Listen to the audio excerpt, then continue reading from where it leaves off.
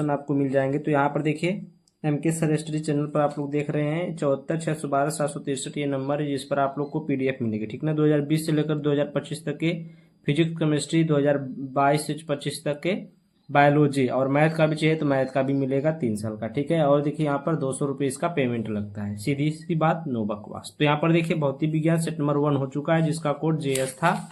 अब प्रश्न नंबर 6 देखिए, पीएन संधि डायोड अर्ध तरंग दिष्टकारी के रूप में कैसे प्रयुक्त किया जाता है, सरल परिपथ बनाकर इसकी कार्यविधि समझाइए, ठीक है।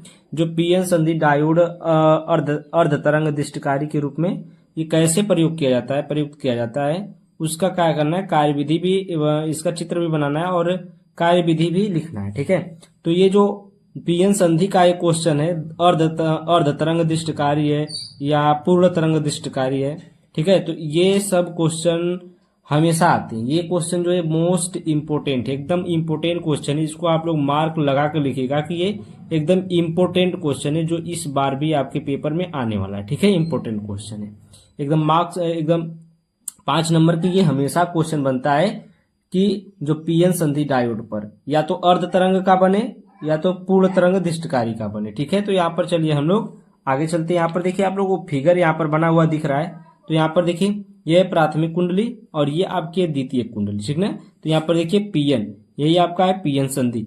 तो यहाँ पर जैसे जैसे आपको फिगर ये दिख रहा है उसी प्रकार से आपको फिगर बना लेना, ठीक है। जो कि ये जो प्राथमिक कुंडली होती है इस एसी धारा और जो द्वितीय कुंडली होती है उसमें डीसी धारा, ठीक ना। इसमें आउटपुट, इसमें इनपुट होता है, ठीक है। उसके बाद ट्रांसफार्मर और इसमें देखिए इसमें भी आप लोग को इस प्रकार से बनाना है, एसी इनपुट और यहाँ पर डीसी आउटपुट, ये बना लेना आपको।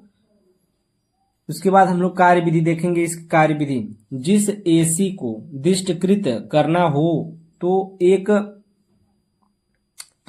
एक ट्रांसफार्मर की प्राथमिक कुंडली से जोड़ देते हैं, ठीक ना।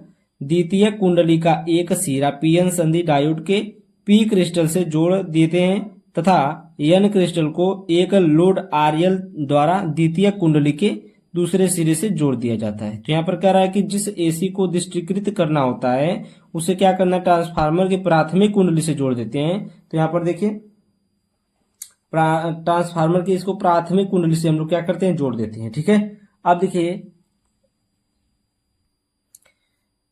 एन क्रिस्टल को एक लोड आरएल द्वारा द्वितीय कुंडली के दूसरे सिरे से जोड़ दिया जाता है। जो आरएल है, जो एन क्रिस्टल है, उसको किससे जोड़ा जाता है, आरएल द्वारा द्वितीय कुंडली से दूसरे सिरे से जोड़ दिया जाता है, ठीक है। इनपुट वोल्टेज के प्रथम आधे चक्र में जब ट्रांसफार्मर का ए सिरा बी सिरे के सापेक्ष धनात्मक है तो डायोड अग्र अभिनत होता है, अतः इसमें होकर द्वारा प्रवाहित होती है। इसमें जो धारा होती है, इसमें धारा प्रवाहित होती है, ठीक ना। और यहाँ पर लोड रेजिस्टेंस जो तो आरएल में धारा सी से डी की ओर प्रवाहित होती है। तो यहाँ पर देखिए जो यहाँ पर आरएल है, जो यहाँ पर लोड रेजिस्टेंस है और यहाँ पर जो धारा आ रही है सी से, यहाँ से सी से डी की ओर प्रवाहित होती है, ठीक है। अब आगे देखिए हम लोग नेक्स्ट पेज पर चलते हैं।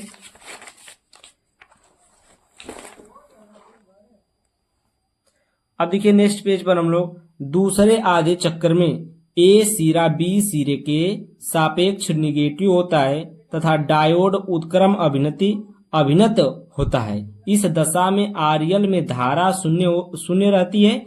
इस प्रकार आउटपुट करंट एक दिशा में परंतु रुक कर बहती है। जो इसमें आउटपुट करंट होता है वो एक दिशा में बहता है लेकिन वह रुक करके बहता है, ठीक है।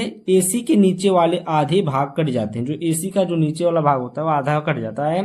केवल ऊपर वाले आधे भागों के कारण धारा बहती है। जो ऊपर का जो भाग बचा होता है उसी के कारण क्या होती है, जो धारा होती है बहती है। इस प्रकार संधि डायोड अर्ध तरंग दिष्टकारी की तरह कार्य करता है। जो यह तरंग होता है, यह जो संधि डायोड होता है वह अर्ध तरंग दिष्टकारी की तरह कार्य करता है, ठीक है। तो ये क्वेश्चन आप लोग बढ़िया से रट लीजिएगा, बढ़िया से एकदम दिमाग में छाप लीजिएगा ताकि आप अगर पेपर में आ जाए तो आपको कोई दिक्कत, कोई परेशानी ना हो, ठीक है। इसको आप लोग नोट बना करके लिख लीजिएगा। अगर आप